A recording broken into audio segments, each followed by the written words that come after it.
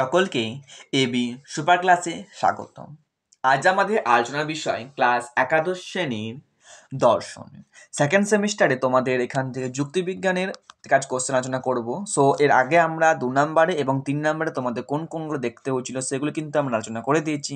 Plus যেহেতু এটা আমরা অ্যান্সারও কিন্তু স্ক্রিপ্ট দিচ্ছি, তাই অবশেষে কিন্তু ভিডিওটিকে আমি ধাপে ধাপে করছি, অর্থাৎ 3টি সাজেশন কিন্তু একটা চ্যাপ্টার 3টে সাজেশন দিয়ে দিচ্ছি, যেহেতু আমরা অ্যান্সার জানাচ্ছি বা অ্যান্সারটা কিন্তু আলোচনা করে দিচ্ছি।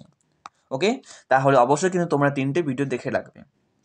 ওকে, আমরা কোশ্চেন দিতে পারতাম, কিন্তু কোশ্চেন অবশ্যই দেওয়াটা কিন্তু দিলে আমাদের তোমাদের অ্যান্সার অনেক সময় খুঁজতে কিন্তু অসুবিধা হয়, তাই তোমাদের অ্যান্সারগুলো কিন্তু আলোচনা করে দিচ্ছি। ওকে, সো আজকে আমরা ক্লাস একাদশ শ্রেণীর দর্শন থেকে টোটালি কিন্তু 6টি কোশ্চেন নিয়ে আলোচনা করব। যুক্তিবিজ্ঞান থেকে টোটাল 6টি কোশ্চেন, 6 নম্বরে 3টি কোশ্চেন নিয়ে আমরা আজকে আলোচনা করব।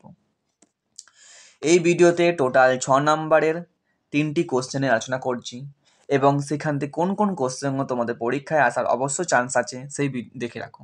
ওকে, এটি কিন্তু সাজেশন ভিডিও হচ্ছে, সো সকলেই কিন্তু এই ভিডিওটি কিন্তু মনোযোগ দিয়ে দেখবে। যারা পিডিএফে দরকার হয়ে থাকে, পিডিএফ আমি লাস্টে বলে দেবো তোমাদের কোনখান থেকে পিডিএফ জোগাড় করতে পারবে, সেইখান থেকে তোমরা কিন্তু পিডিএফটি সংগ্রহ করে রাখো। ওকে, তাহলে চলো তোমাদের কোন কোন কোশ্চেনগুলো তোমাদের পরীক্ষার জন্য ইম্পর্টেন্ট সেগুলো দেখে নাও। তোমাদের ফার্স্ট কোশ্চেন যেটা হলো, অবরোহ যুক্তি কাকে বলে? অবরোহ যুক্তির বৈশিষ্ট্যগুলি লেখো। তোমাদের এইখান থেকে 3 নাম্বার কোশ্চেনের ক্ষেত্রে যুক্তি অর্থাৎ যুক্তি থেকে বৈশিষ্ট্য তোমাদের আসছেই, এবং অবরোহ যুক্তি কাকে বলা হয় এবং অবরোহ যুক্তির বৈশিষ্ট্য, অর্থাৎ তোমরা কিন্তু এখানে দুটো ধাপ পেয়ে গেলে। আমি আলোচনা করে দিয়েছি অবরোহ যুক্তি কাকে বলে 2 নাম্বার কোশ্চেনে। এবার এখানে আমরা আলোচনা করব অবরোহ যুক্তির বৈশিষ্ট্য। তাহলে তোমাদেরকে এখান থেকে এই বড় কোশ্চেনটা মুখস্থ করতে তেমন কোনো তোমাদের ট্যাপ হবে না, কারণ তোমাদের একটা 6 নাম্বারের কোশ্চেন থেকে কিন্তু তোমরা 3টে কোশ্চেন অলরেডি পেয়ে যাচ্ছ পরীক্ষার জন্য। ওকে, তাহলে দেখো, যে যুক্তিতে এক বা একাধিক যুক্তি বাক্য থেকে সিদ্ধান্তটি অনিবার্যভাবে নিশ্চিত হয়, অর্থাৎ যুক্তি বাক্যগুলি সত্য হলে সিদ্ধান্তটি কখনো মিথ্যা হতে পারে না, আবার সিদ্ধান্তটি কখনো যুক্তিবাক্য অপেক্ষায় ব্যাপকতর নয়, সেই যুক্তিকেই অবরোহ যুক্তি বলা হয়। তাহলে চলো এই অবরোহ যুক্তি বেশ কয়েকটি প্রধান বৈশিষ্ট্য আমরা দেখে নেওয়া যাক। তোমাদের বৈশিষ্ট্যগুলির মধ্যে প্রথম বৈশিষ্ট্য যেটা রয়েছে সেটা হলো অবরোহ যুক্তির গঠন। এই অবরোহ যুক্তির ক্ষেত্রে যুক্তিবাক্যের সংখ্যা এক বা একাধিক হতে পারে, তাই অবরোহ যুক্তি 2 প্রকারের হয়, যেমন মাধ্যম আর একটি হলো অমাধ্যম যুক্তি। ক্লিয়ার? নেক্সট তোমাদের যেটা দেখতে হচ্ছে সেটা হলো অবরোহ যুক্তির আকারগত সত্যতা আলোচনা করো। এই আকারগত সত্যতা নিয়ে বৈশিষ্ট্য। অবরোহ যুক্তির ক্ষেত্রে শুধুমাত্র আকারগত সত্যতা ওপরে গুরুত্ব দেওয়া হয়, বস্তুগত সত্যতার ওপর কোনো গুরুত্ব আরোপ করা হয় না। অর্থাৎ বাস্তব ঘটনার সঙ্গে অবরোহ যুক্তি মিল থাকলেও পরে কিন্তু আবার নাও থাকতে পারে। যুক্তির আকার কিন্তু এতে লঞ্চিত হয় না। নেক্সট তোমার যেটা হলো হেতুবাক্যের ব্যাপকতা। যুক্তিবাক্যের ব্যাপকতার চেয়ে সিদ্ধান্তের ব্যাপকতা কখনো বেশি হবে না, অর্থাৎ তা যুক্তিবাক্যের ব্যাপকতা হয় সমান হবে, নয়তো তার চেয়ে কিন্তু কম হবে। নেক্সট, সিদ্ধান্তে নিঃসরণ। অবরোহ যুক্তিবাক্য থেকে সিদ্ধান্তটি অনিবার্যভাবে নিশ্চিত হয়। প্রত্যেকটা বৈশিষ্ট্য কিন্তু আমি আলোচনা আগে করে দিয়েছি। আমার এর আগে কিন্তু যে ভিডিওটি যারা দেখোনি অবশ্যই তোমরা সেই ভিডিওটি দেখে রাখো, কারণ ওই ভিডিওতে কিন্তু আমার সম্পূর্ণ এর ডিটেলসে কিন্তু আলোচনা করা রয়েছে। যারা সেই ভিডিওটি দেখোনি অবশ্যই কিন্তু আমার কমেন্ট বক্সে সেই ভিডিওটি কিন্তু লিঙ্ক দেওয়া থাকবে, অবশ্যই দেখে রাখবে। নেক্সট হলো যুক্তিবাক্য ও সিদ্ধান্তের সত্যতা। অবরোহ যুক্তি সিদ্ধান্তের সত্যতা তার যুক্তিবাক্যের সত্য থেকে নিশ্চিত হয়, তাই দাবি করা হয় যে যুক্তিবাক্যগুলি সত্য হলে সিদ্ধান্তটি কখনো মিথ্যা হতে পারে না। নেক্সট, আরোহ যুক্তি কাকে বলা হয়? আরোহ যুক্তির বৈশিষ্ট্য আলোচনা করো। তাহলে দেখো, এখান থেকে আমরা অবরোহ যুক্তি কাকে বলে আর বৈশিষ্ট্য পেয়ে যাচ্ছি, আবার আরোহ যুক্তি কাকে বলা হয়, আরোহ যুক্তির বৈশিষ্ট্য। সো এখান থেকে তোমরা দুটো কোশ্চেন কিন্তু খুব ভালো করে মনোযোগ দিয়ে রেখে রাখো, যে যুক্তিকে আমরা টোটালি 2 ভাগে ভাগ করতে পারি, সেটা হলো অবরোহ যুক্তি আর আরোহ যুক্তি। অবরোহ যুক্তি উদাহরণগুলো দেখে রাখবে আর আরোহ যুক্তি উদাহরণগুলো দেখে রাখবে, এবং তোমরা দেখে রাখবে এই দুটো বৈশিষ্ট্য। খুব ইম্পর্টেন্ট কোশ্চেন, তাহলে তোমাদেরকে আর তেমনভাবে কিন্তু অন্য কোশ্চেন নিয়ে ঘাটতে হবে না। আমি সাজেস্ট করবো তোমাদের হাতে গোনা কয়েকটি কোশ্চেন কিন্তু বলে দেবো। তো সেই যদি কোশ্চেনগুলো তোমরা একটু ভালো করে মনোযোগ দিয়ে দেখো, তাহলে বলবো তোমাদেরকে আর অন্য কোনো কোশ্চেন কিন্তু দেখতে হবে না। প্লাস আমি কিন্তু তোমাদের অ্যান্সারও দিয়ে দিচ্ছি। সো তোমরা সামনে পরীক্ষা, আমি জানি যে তোমাদের অ্যান্সার খুঁজতে গেলে অনেকটা টাইম বেকার লস্ট হবে, তাই তোমরা এই অ্যান্সারগুলো কিন্তু খাতায় লিখে রাখো, বা তোমাদের পিডিএফে দরকার হলে, আমি বারবার করে বলছি, আমার পিডিএফে দরকার হলে আমাকে কিন্তু কমেন্টে জানাও, আমি তোমাদেরকে সেই পিডিএফের লিঙ্ক দিয়ে দেবো, বা পিডিএফটি আমার হোয়াটসঅ্যাপ গ্রুপে তোমাদের জয়েন করে দেবো। সেখানে হোয়াটসঅ্যাপ গ্রুপে আমি প্রতিনিয়ত প্রত্যেকটা কিন্তু video link and PDF share করে রাখি। ওকে, নেক্সট হলো তোমাদের এই আরোহ যুক্তি কাকে বলা হয় ও আরোহ যুক্তির বৈশিষ্ট্যগুলি লেখো।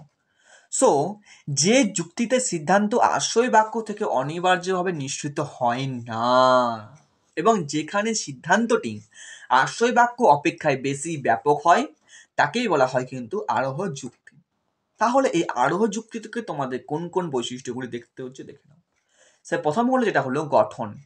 আরোহ যুক্তি সিদ্ধান্তটি সবসময় একাধিক যুক্তি বাক্য থেকে নিঃসৃত হয়, অর্থাৎ আরোহ যুক্তির সিদ্ধান্তটি কখনো একটি যুক্তি বাক্য থেকে প্রতিষ্ঠিত হতে পারে না, তা হয়ে থাকে যুক্তির সিদ্ধান্ত। নেক্সট হলো গঠন, এটা গহন লেখা আছে, সেটা হবে কিন্তু গঠন। ওকে, সো অবরোহ যুক্তির মতো আরোহ যুক্ত সিদ্ধান্ত সর্বদা যুক্তি বাক্য থেকে নিঃসৃত হয়, অর্থাৎ যুক্তি বাক্যই হলো আরোহ যুক্তির মূল ভিত্তি। নেক্সট হলো ব্যাপকতা। এখানে দেখো আমি 1 2 3 করে দিয়েছি, তো এই 1 2 3 করে লেখো না, আমি টোটাল একটু হয়তো মিস্টেক হয়ে গেছে স্পেলিংগুলো। সো তোমরা কিন্তু এরপরে কিন্তু এই ব্যাপকতাটা অ্যাড করে নেবে। ব্যাপকতা হলো আরোহ যুক্তির সিদ্ধান্ত সর্বদাই আশ্রয় বাক্যের তুলনায় অধিক ব্যাপকতর হয় এবং সিদ্ধান্ত হেতু বাক্যের অতিক্রম করে যায়। নেক্সট হলো বস্তুগত সত্যতা। আরোহ যুক্তির মূল উদ্দেশ্য হলো বস্তুগত সত্যতা আবিষ্কারের সহায়তা। নেক্সট, সিদ্ধান্তের সম্ভাব্যতা। আরোহ অনুমানে আশ্রয় বাক্য সত্য হলে সিদ্ধান্ত কখনোই সুনিশ্চিত হয় না এবং সম্ভাবনামূলক হয়। নেক্সট তোমাদের যেটা হলো অবরোহ যুক্তি ও আরোহ যুক্তির পার্থক্য। তাহলে তোমাদের 6 নম্বরের কোশ্চেন তোমাদের আর কোনো রকম বাড়তি কোনো কিছু দেখতে হলো না, তোমাদের জাস্ট কিন্তু এই অবরোহ যুক্তি আর আরোহ যুক্তি থেকেই তোমরা যদি ভালো করে দেখে রাখো, তাহলে তোমাদেরকে আমি সাজেস্ট করবো কোনো রকম কিন্তু আর বাড়তি কোশ্চেনে হার দিতে হবে না। সো তোমরা ওপরে আমরা অবরোহ যুক্তি আর আরোহ যুক্তি নিয়ে আমরা আলোচনা করলাম, বৈশিষ্ট্য করলাম। এবার সেই বৈশিষ্ট্য এবং আলোচনা থেকে তোমরা কিছু পার্থক্য কিন্তু অবশ্যই তোমরা লিখতে পারবে। তাহলে চলো এই পার্থক্যটা দেখে নেওয়া যাক। ফার্স্ট হলো গঠনগত। অবরোহ যুক্তির ক্ষেত্রে এক বা একাধিক হেতু বাক্যের উপর ভিত্তি করে কিন্তু সিদ্ধান্ত গঠন করা হয়, কিন্তু এই আরোহ যুক্তির ক্ষেত্রে সিদ্ধান্তটি সর্বদা একাধিক হেতু বাক্যের ভিত্তিতে গঠিত হয়। নেক্সট হলো যুক্তি বাক্যের সংখ্যা। অবরোহ যুক্তিতে একটি মাত্র যুক্তি বাক্য থেকেও একটি সিদ্ধান্ত প্রতিষ্ঠিত হতে পারে, আবার একাধিক যুক্তি বাক্যতেও কিন্তু সিদ্ধান্ত প্রতিষ্ঠিত হতে পারে, কিন্তু এই আরোহ যুক্তি সিদ্ধান্তটি সবসময় যে একাধিক যুক্তি বাক্যের উপর নির্ভর করে প্রতিষ্ঠিত হবে। সেক্ষেত্রে যুক্তি বাক্যের সংখ্যা যতই বৃদ্ধিপ্রাপ্ত হোক না কেন, এই আরোহ যুক্তি গ্রহণযোগ্য তাও ততই বৃদ্ধি পাবে। ওকে, নেক্সট হলো এই হেতু বাক্য এবং সিদ্ধান্তের সম্পর্ক। অবরোহ যুক্তির ক্ষেত্রে হেতু বাক্য সত্য হলে সিদ্ধান্ত মিথ্যা হতে পারে না, কিন্তু এই আরোহ যুক্তির ক্ষেত্রে হেতু বাক্য সত্য হলে সিদ্ধান্ত কিন্তু মিথ্যা হতে পারে। ওকে, নেক্সট হলো সত্যতা। অবরোহ যুক্তির ক্ষেত্রে আকারগত সত্যতা নিয়ে আলোচনা করা হয়, কিন্তু এই আরোহ যুক্তির ক্ষেত্রে আকারগত সত্যতা ছাড়াও বস্তুগত সত্যতার উপর ভিত্তি করে গুরুত্ব দেওয়া হয়।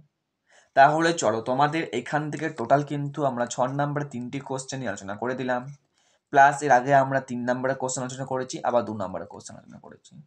সো সেই সব প্রত্যেকটা ভিডিও তোমরা অবশ্যই কিন্তু মনোযোগ দিয়ে দেখে রাখো, এবং এখানে টোটাল পিডিএফটা যদি কারো দরকার হয়ে থাকে আমাকে কমেন্টে জানাও, আমি টোটাল পিডিএফের সাজেশনটা কিন্তু পুরো সাজেশনটা কিন্তু তোমাদেরকে আমি দিয়ে দেবো। এবং যারা এখনও চ্যানেলটিকে সাবস্ক্রাইব করনি, অবশ্যই চ্যানেলটিকে সাবস্ক্রাইব করে পাশে থাকা বেল আইকনটা ক্লিক করে দাও, যাতে তোমাদের সমস্ত রকম নতুন নতুন আপডেট পাওয়ার জন্য।